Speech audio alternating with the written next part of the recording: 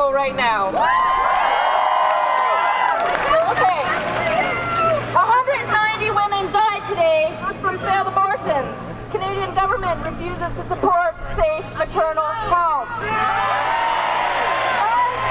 9,094 people died today from water-related disease. Up to your mouth! Canada blocks recognition of water rights and promotes further privatization. G8 defaults on $18 billion of aid to poor countries, tells developing nations to help themselves.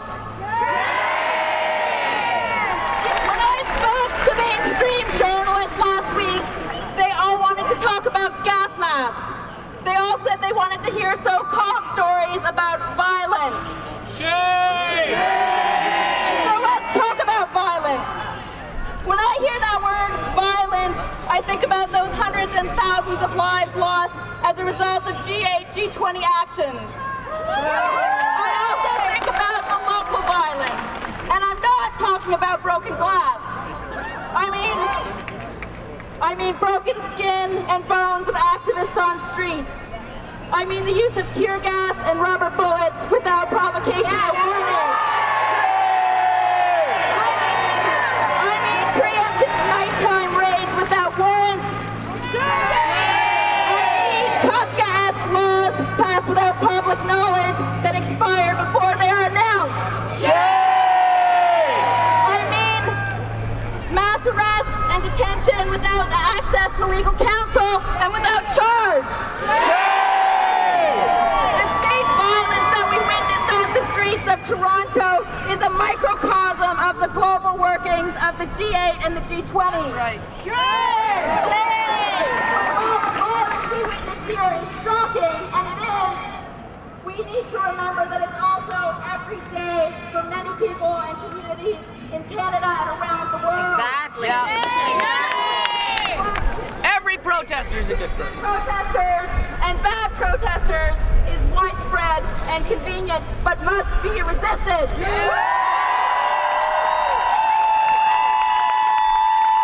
It's convenient because it makes a kind of peace between the so-called good protesters and our government's outrageous $1 billion expenditure on security. It also reproduces the focus on broken windows, which must be understood as a response to the violence of the G8 and G20 against the people. This bait and switch, putting the spotlight on property damage in place of violence against people's bodies, lands, rights, and livelihoods is an act of violence itself.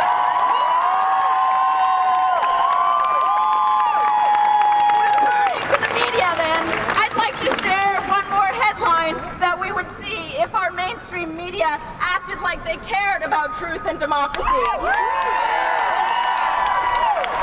Thousands of diverse people, beautiful people, gathered in Toronto in solidarity with millions more across the continent and around the world, continuing to work hard with courage for justice.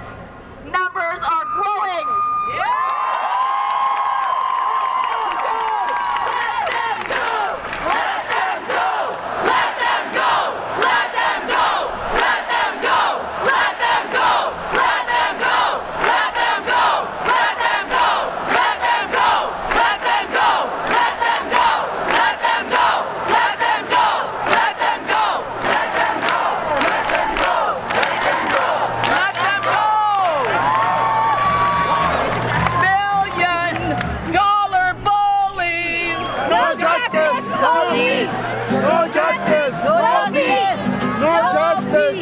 No justice! No peace! No justice! No